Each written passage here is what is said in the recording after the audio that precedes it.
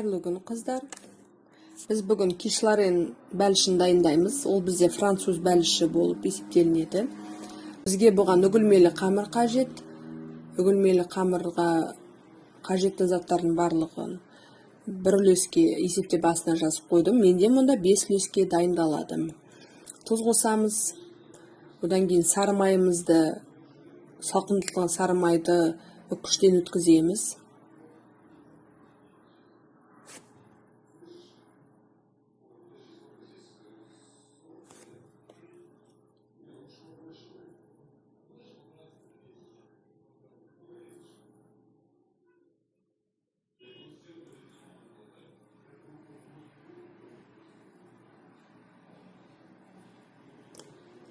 Жақсылап араластырамыз сары май мен ұнымызды.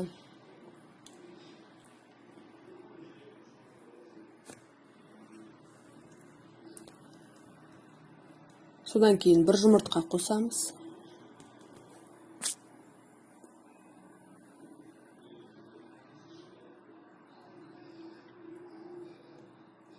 Және қаймақ қосамыз. Және жақсылап қамыр илейміз. Бұл бізде песочное тесто.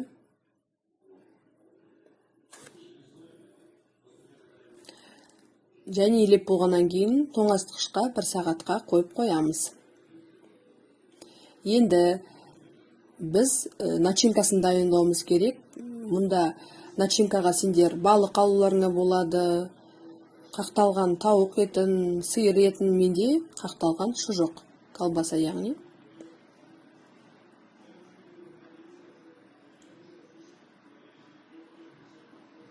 Колбасамызды турап аламыз.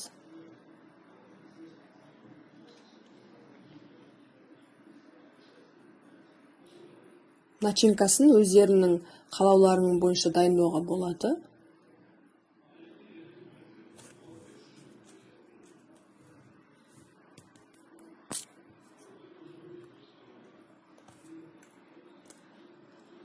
Содан кейін сырды үккіштен өткіземіз.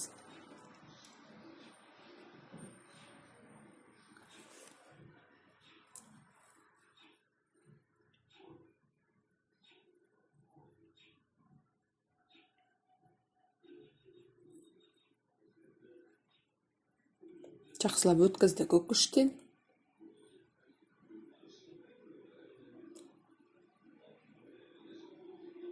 Және брокколи қосамыз. Брокколиді мен алдын ала суда кішкене пісіріп алдым.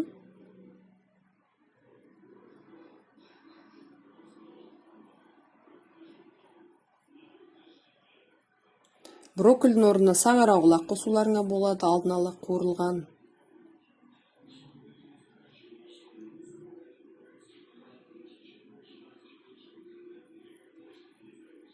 Және черри помидоры. Менде сары помидор, черри помидорын ортасына немесе 4-ке бөлуге болады. Черри помидорын орнына кәдімгі помидорды қосуға болады.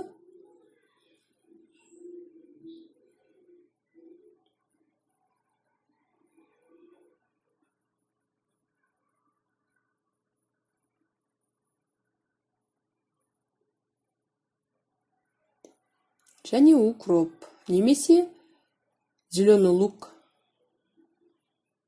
оны да қосуға болады.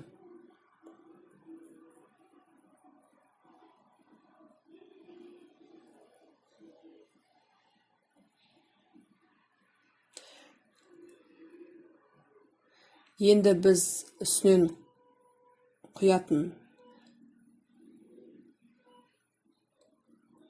начинкамыз дайындаймыз, яғни 2 жұмыртқаны алдын ала соғып аламыз.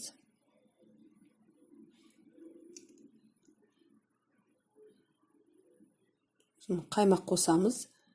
Қанша барлық қосу керектігі астында жазылып тұрады. 1 үлеске. Ал менің жағдайымда мен 5 үлеске дайындап жатырмын. Қаймақ пен жұмыртқаны жақсылап араластырып аламыз.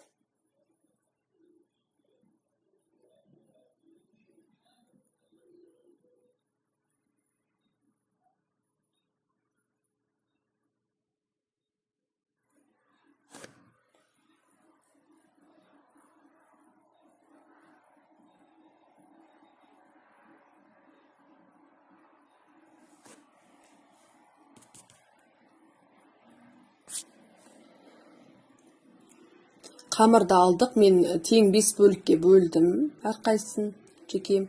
Енді қамырды жаямыз. Міне кишлареннің формалары міне мынандай. Қамырды жаямыз. Жұқалатып. Және біздің формамыздың үстіне тең қылдырып саламыз. Қамырыңыз 1 сағат тоңазытқышта тұру керек. Формамызға май жағып, үстіне қамырымызды саламыз. Шеттерін жақсылап басып, қамырымызды дайындаймыз. Одан кейін қамырымызды духовкаға апарамыз. Үстіне сіздер қыздар жаңағы бұршақ немесе горохты салып, үстін жауып, фольгамен жауып, духовкаға бір 10-15 минутқа салуларыңызға болады. Сонда қамырыңыз шикі болмайды. Егер қалын елесеңіз. Мен пештен алып шықтым. Енді үстіне салмамыз саламыз начинкамызды. Қақталған шұжық, брокколи, черри помидорын, укроп,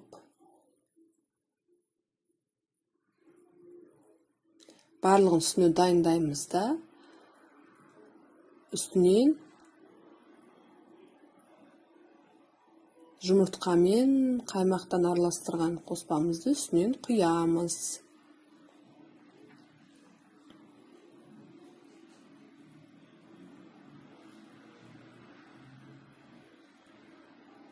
Менде мұнда барлығы 5 үлеске берілген, яғни 5 дана киш бәлішіне.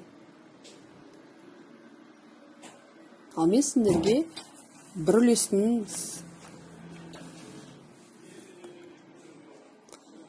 үлеске қанша кететінін жазып қоямын астына.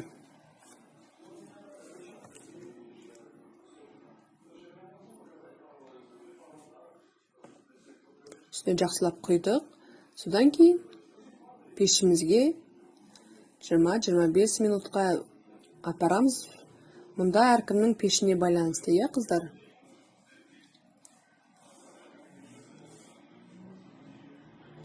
Біздің киш пирогымыз дайын, астарың дәмді болсын.